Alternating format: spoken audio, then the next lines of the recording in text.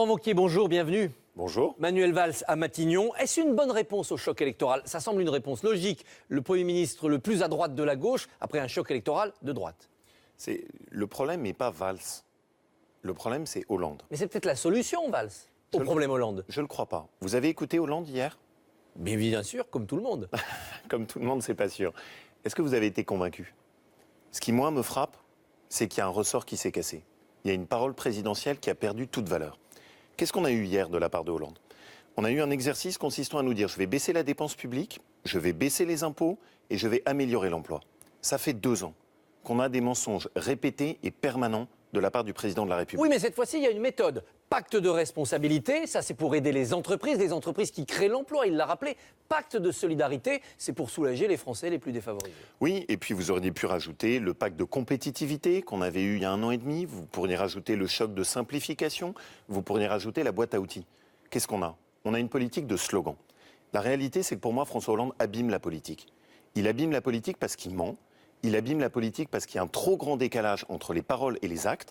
Et le sentiment que moi j'avais hier en l'écoutant, c'est que tout ça ne passe plus. Je crois que les Français n'y croient plus. Et donc le problème n'est pas ce matin Valls, le problème c'est Hollande. Mais le pacte de responsabilité, il est là, il est tout prêt. Les partenaires sociaux terminent les discussions. On va pouvoir juger sur pièce. D'abord, la première chose, c'est qu'il y a un sujet à côté duquel on passe tous, c'est qui paye. C'est très facile d'annoncer une baisse des charges. C'est très facile d'annoncer une baisse des impôts. C'est très facile d'annoncer une baisse des charges qui pèsent sur les entreprises. Mais qui paye? Eh bien, il va y avoir des économies en face, notamment. Et cela, vous les connaissez? Réorganisation des territoires. On va réformer l'État, on va réformer les territoires. 50 milliards d'euros. 50 milliards d'euros. Ce serait le plus gros plan d'économie jamais fait en France. Et nous n'avons pas le début de l'esquisse de savoir à quel endroit ils ont l'intention d'économiser ne serait-ce qu'1 milliard d'euros. Il y a une chose qu'il faut bien que les Français sachent, c'est que depuis 2 ans, la dépense publique n'a pas baissé, elle a augmenté. Il y a une deuxième chose, Monsieur Barbier, que je voudrais suggérer. C'est que le pacte de responsabilité mettra trop de temps à produire des effets sur l'emploi. Il faut donc trouver tout de suite une mesure qui permet d'avoir un effet immédiat sur l'emploi. Cette mesure, elle existe. C'est celle qu'on avait mise en place à l'époque qui s'appelle le zéro charge.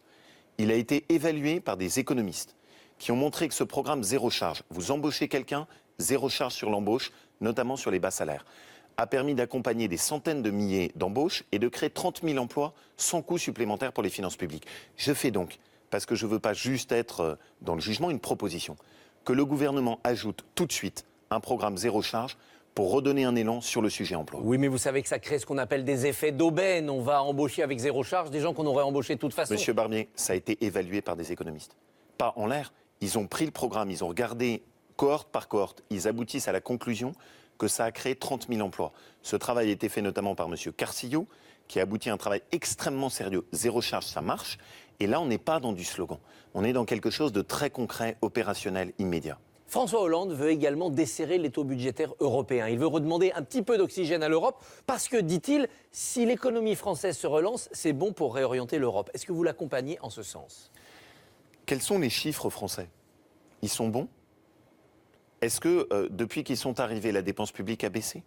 Est-ce qu'on est mieux que nos objectifs ou moins bien? 4,3 au lieu de 4,1, mais c'est quand même moins qu'avant. C'est donc en réalité On descend tout doucement vers le 3%. C'est donc en réalité un mauvais élève qui n'a pas tenu ses objectifs et qui vient revoir le professeur en lui disant « Désolé, j'ai déjà manqué mon premier examen et je vais continuer à le manquer ».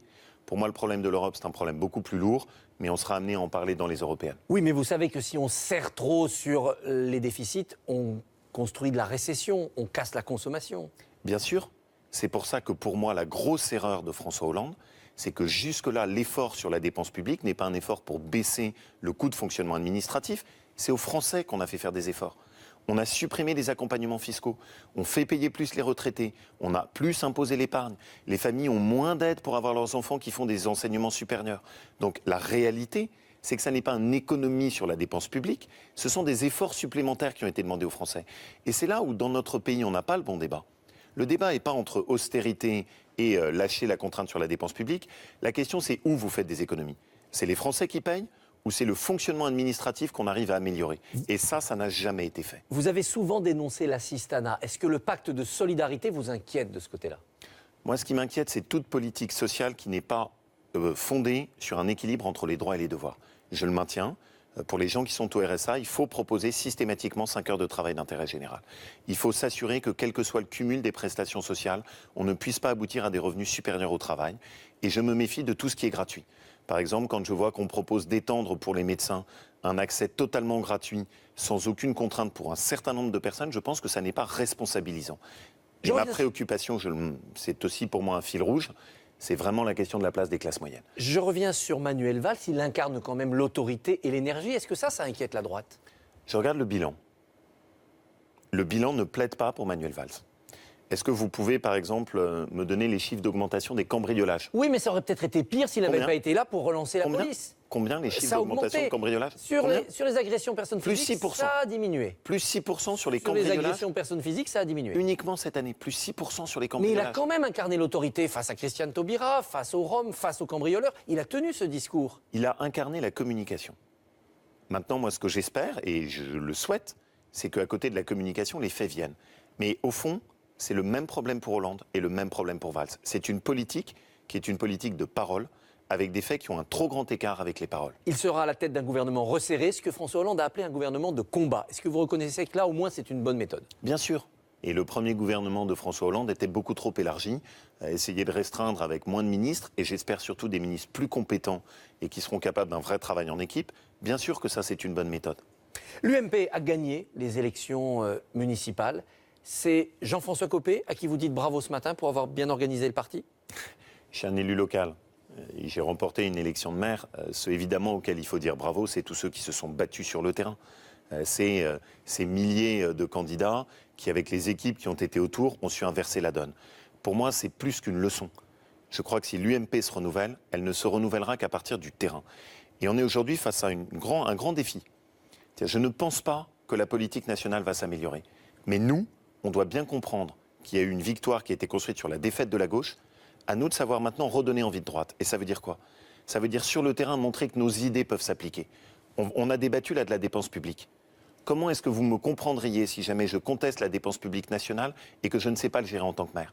Montrons en tant que maire nos capacités à baisser la dépense publique locale et à ne pas augmenter les impôts. Est-ce qu'un leader national ne s'est pas affirmé avec Alain Juppé qui triomphe à Bordeaux? C'est une très belle victoire d'Alain Juppé à Bordeaux. Comme on a eu énormément de très belles victoires, comme une très belle victoire à Limoges, comme une très belle victoire à Toulouse. Je crois surtout, moi, à l'émergence d'une nouvelle génération de terrain avec laquelle on doit montrer qu'on peut changer ce rapport, notamment de la politique, aux mensonges, aux promesses. Et vous restez dans une idée présidentielle pour prendre la tête de cette nouvelle génération? Non, pour moi, d'abord, c'est les faits qui doivent apporter leurs preuves. Commençons par faire nos preuves. On verra ensuite avec les petits destins des uns et des autres. Laurent Wauquiez, merci, bonne journée. Merci à vous. Merci beaucoup. On se retrouve dans quelques instants. Point complet sur la météo avec Thierry Fréret et le journal de 8h, bien sûr. Suite de cette édition spéciale consacrée à Manuel Valls. À tout de suite.